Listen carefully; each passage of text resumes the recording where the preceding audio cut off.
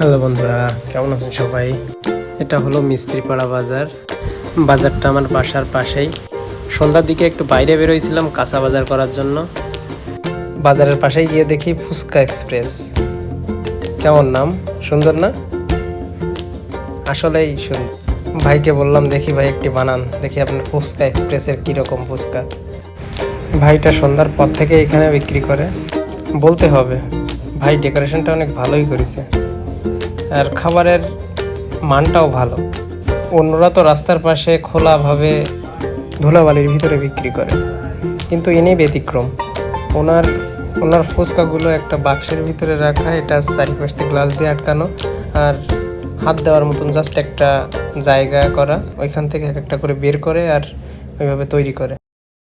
দেখে ভালোই লাগলো, অনেক পরিষ্কার পরিচ্ছন্নভাবে উনি ফুচকা তৈরি করে। ঠিক আছে বন্ধুরা, ভালো থাকবেন সবাই।